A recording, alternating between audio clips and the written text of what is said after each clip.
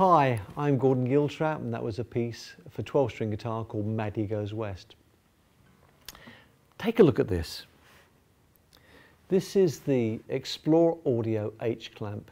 This is a wonderful device that allows you to fit a microphone of your choice to an instrument of your choice.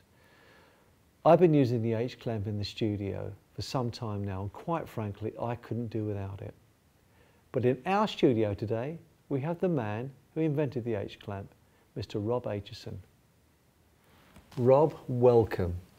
Now, I know that you are a very keen guitar player yourself, and I know that your background is in high-tech engineering, but what I want to know is how you came to invent this wonderful piece of kit, the H-clamp. Well, the story goes back quite a long way, actually. When I first started trying to perform with the guitar and singing, found that you could actually mic yourself for vocals pretty straightforwardly. But trying to get an amplified sound out of the guitar, certainly in those days, was really quite a challenge. I mean, you'll remember the pickups in the early days. I certainly do. I mean, I think we've all had that quest, and the quest is ongoing for that incredible sound that we want to achieve in a live situation. And it's always a compromise, but I think we both know the only way you can really get the sound of an acoustic guitar is with a microphone. That's right, yeah. And trying to then mic the instrument so that you get that lovely sound and don't have to stand bolt still or sit bolt still in front of a microphone. That was the thing that drove me wild, because I was standing and singing into the vocal mic and trying then to hold the guitar still in front of another mic. Well, certainly for me, that was one step too far. There's always that thing about when you're playing as well, you move the guitar and it smacks into the mic, and you've got a dent into the guitar. Oh, great, you know. Yeah. And yeah, I can see why that would be a challenge for you, certainly. Yeah. So I figured, you know, there must be a simple device out there that can fix this, because all you're doing is attaching a microphone to an instrument, in this case a guitar. So there must be things out there that can do that. And I looked for probably decades, really, to try to find something that would do just that. And as you know, there are, certainly now there are devices available that, for a specific mic, have a clamp of their own attached to them. And that's fine if you want that particular mic. But if you already have a microphone, or you want to be able to use multiple different microphones, because each has their own niche and they sound different with different guitars in different circumstances for recording or for live, and so on and so on. So if you really want to have the choice of microphones, then having one that comes with a clamp attached isn't really very helpful. And so I was in that mode of searching, therefore, for something that would allow me to attach my choice of microphone to my choice of instrument. And in the end, cutting a very long story short, I decided I'd have a go myself. You know, as you say, with my background, I thought, well, how hard can it be? Yeah, then you've probably found out that it wasn't as easy as you thought. I would have thought that many of us out there, you know, searching for things, you know, one problem creates another one. You're forever finding challenges. That's absolutely right. And I guess the nub of it, and the reason why it hasn't been done before, is that you're trying to do something quite difficult, really. You're trying to attach something very securely and safely to a valued instrument without damaging it. And equally, you want it to stay absolutely stable while you move around quite a lot, potentially. And the last thing you want is it to be fixed very stably and securely to the guitar, and then to have an expensive microphone that falls off when it's being wobbled around. So that in itself is quite a difficult challenge. You then start to look at beyond that. So if you think you've perhaps solved that and found a way of doing that, you're then looking at how do I make that device attachable pretty much anywhere around the instrument so that you can get the right spot for placing the microphone, and how can I allow the microphone to be held in exactly the right spot and in any different set of circumstances, and all of that without getting in the way of the musician trying to play. So each time you look into it more deeply, you find something else that you need to be able to address. And that's before you get to the point of saying, well, okay, I think I know how it needs to work, and I think I know how we could achieve that. The next thing is, well, how can I manufacture that to make it do all of those things? Yeah. So after all this searching, Rob, years and years of searching, what led you to this specific design? Well, I guess one of the real breaks, I suppose, was discovering that part of the problem had actually already been solved. And when you look back through the centuries at how guitar makers, luthiers, have actually used tools to help them to make the guitar, one of the things they came up with was a device to allow them to hold the seams of the guitar tightly together while the glue that holds them was setting. And to be able to do that, clearly you don't want to damage the instrument, but you need to hold it very tightly at the seam, at the edge.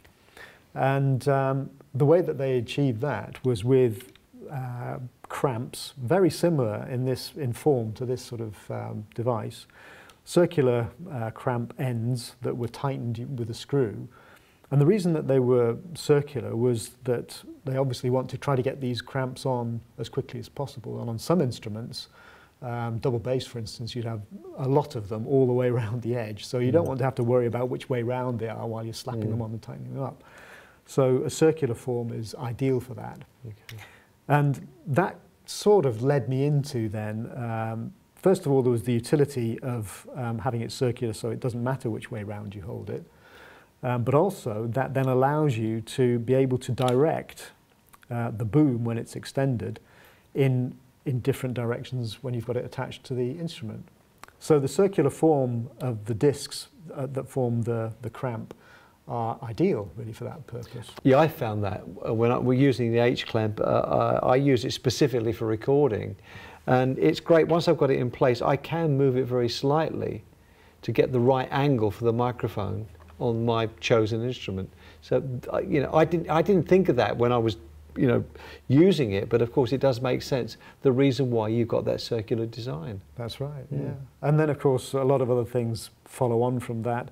Having got the stable mount, if you like, that will attach to the instrument without damaging it and grip it really firmly, you're then into, well, how do we make it really easy to attach any microphone to it? And clearly using a standard thread that all microphone clips can be attached to, or microphone shock mounts and so on can be attached to, pretty much solves that problem. And assuming then that you have a means of gripping that that's simple to use and adjust and simple to attach things when you're actually using the guitar, then that's pretty much it. The only thing that we then needed to worry about was will all of that then hold the weight of the microphones that we're talking about? So potentially really quite heavy large capsule studio condensers down to tiny lavaliers. The tiny lavaliers aren't really a great problem, obviously. But vocal mics, you know, there are quite heavy vocal mics. And to be able to do that in a way that, again, didn't damage the instrument and was secure was one of the things that was quite tricky to achieve.